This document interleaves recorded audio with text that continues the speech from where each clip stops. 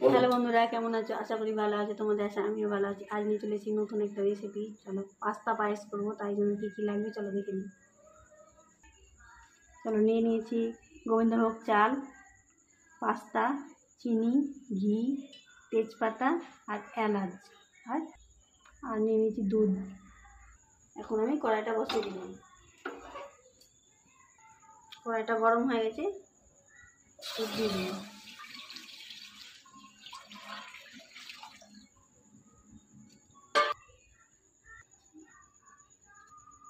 দুধটা ফুটে উঠছে, ভালো করে ফুটে যাক। দুধটা ফুটে গেছে,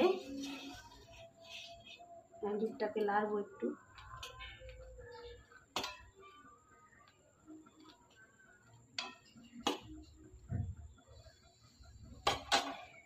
এখন আমি তেজপাতাটা দিয়ে দেবো, এলাচগুলো দিয়ে দেবো। আমি এলাচটা ছাতা করে নিয়েছি। ভালো করে দিয়ে নেব।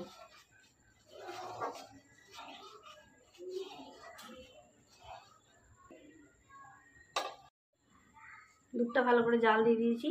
এখন আমি ধুয়ে রাখা চালটা দিয়ে দেবো। এখন আমি নেড়ে দেবো অল্প, মানে চালটা তলে লেগে যাবে।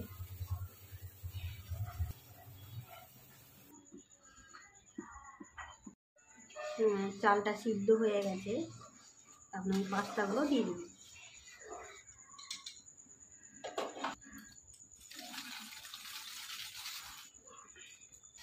আমি পাস্তা ভাজিনি, আমি কাঁচাই দিয়েছি।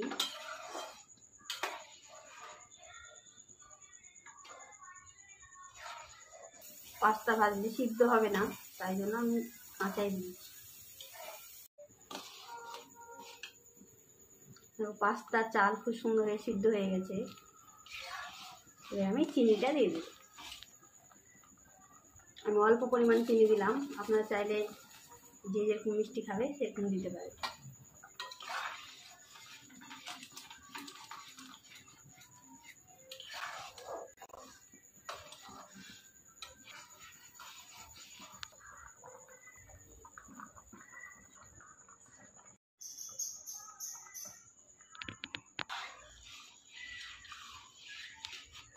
পায়েসটা হয়ে গেছে, এরকম গাঢ় হয়েছে।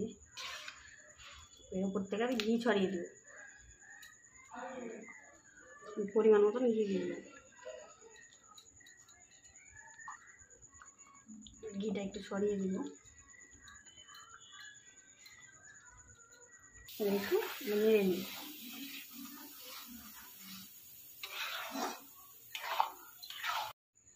দেখো বন্ধুরা, পায়েস পাস্তাটা কি সুন্দর গাঢ় হয়েছে, খুব সুন্দর হয়েছে। পায়েস পাস্তা হয়ে গেছে, এখন নামিয়ে নেব।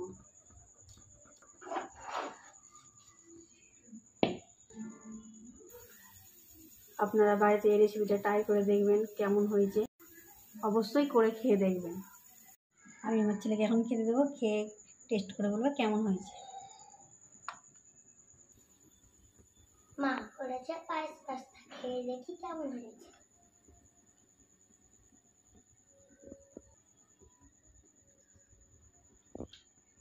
সুস্বাদু হয়েছে।